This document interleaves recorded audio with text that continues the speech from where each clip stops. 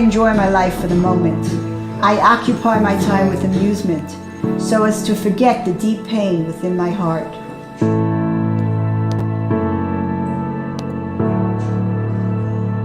But my soul cries out in despair. My world collapses and becomes a nothingness. And in my moment of doubt, I hear the eternal throbbing of my heart.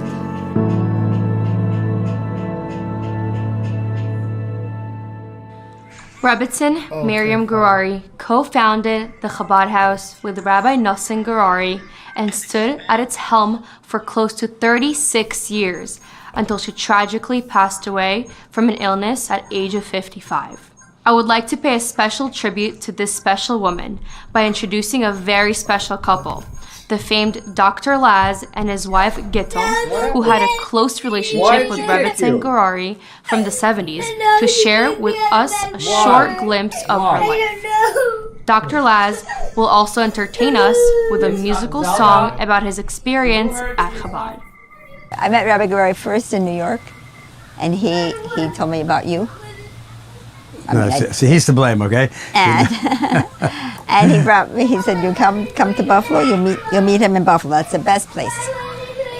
And you'll stay at my house." And I remember going into the house. Miriam, she had this beautiful smile, and she was just like almost like she was going to laugh all the time. She had this happiness about her, this smile, and she helped me to get ready to go on dates. I wasn't so familiar with the Hasidic dating or the whole process. I didn't really have very many clothes at the time because I was used to not wearing. I just didn't have much of a wardrobe. So she said, "Don't worry." I wore her clothes, so the clothes you saw me in were partly her clothes, partly my friend Rivka's clothes. I also borrowed clothes. And to go out when we started going out. And so she was just to welcome me into her house and help me. I think we went out for a week, but I didn't really get to know Miriam as much, of course, in 7 days or 8 days, however long I was there, until we moved back to Buffalo 2 years later. Then we moved into the community. I really got to know her. That's when she really made a very strong impact on my life. I know you're like an awesome teacher. So you said to me that she's inspired you in teaching. Yeah, the school was very important to Miriam. It was a beautiful school. She kept it beautiful.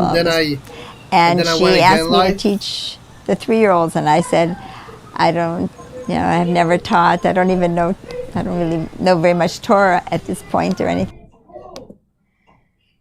Good evening. Welcome to the Chabad at UB 50th year Jubilee. Good evening. Welcome to the Chabad at UB 50th year Jubilee anniversary celebration. We are so delighted that you are joining us tonight as we pay tribute to 50 years of dedication to thousands of UB students whose lives were forever impacted through their interaction with Chabad at UB. The theme of tonight's program is Shaping the Future, One Soul at a Time. Tonight, you will hear several inspirational stories of UB alumni, spanning from Chabad's beginning days here in the early 70s up until 2021. These lives were impacted by Chabad in a way that changed the future forever. Chabad at UB, one of the first Chabad houses in the world, was founded by Rabbi Nosson and Miriam Gurari in 1971 under the direction of the Chabad Lubavitch Rebbe. The Rebbe sent the Gurari family to Buffalo to engage and inspire Jewish college students at UB. Today, there are over 3,500 Chabad centers throughout the world, transforming Chabad into a household Jewish name. Chabad at UB is proud to be one of the pioneer Chabad houses. One soul at a time was the Gurari's motto, and thank God today, thousands of UB students, many of them now parents and grandparents, can trace their life stories back to their days at Chabad at UB. Before we begin tonight's program and introduce the first speaker, I would like to introduce myself. My name is Shelly Finberg. I graduated UB recently in 2020 and am now studying nursing at Drexel University in Philadelphia. I was tremendously affected by Chabad while at UB, and it is with the greatest pleasure that I am emceeing this event tonight.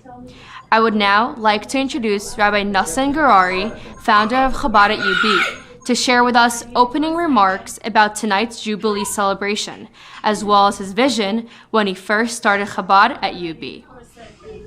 Ahari Mazel Tov. We are celebrating the Jubilee year, 50 years of working with the young students on campus. We started on a very difficult situation, on a very small scale, and Chabad House grew and expanded not only on the campuses of Buffalo, but we also expanded, opening up Chabad houses in Rochester, in Syracuse, in Binghamton, in Cornell. Thousands and thousands of Jewish students returned to their roots in the most loving way. Even the students who didn't even identify as Jews.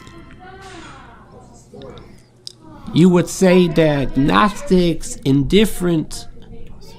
Even those Jews were deeply affected by Chabad House. There are stories and stories of students who, when I would ask them if they were Jewish, and they answered no, although they were. And just that contact, it bothered them later. I'm trying to see how did they say no? And they also became I streamed it right now, but more interested in you can watch it.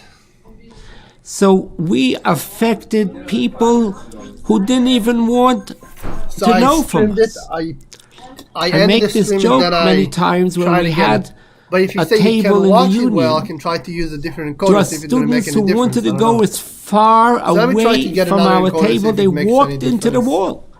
They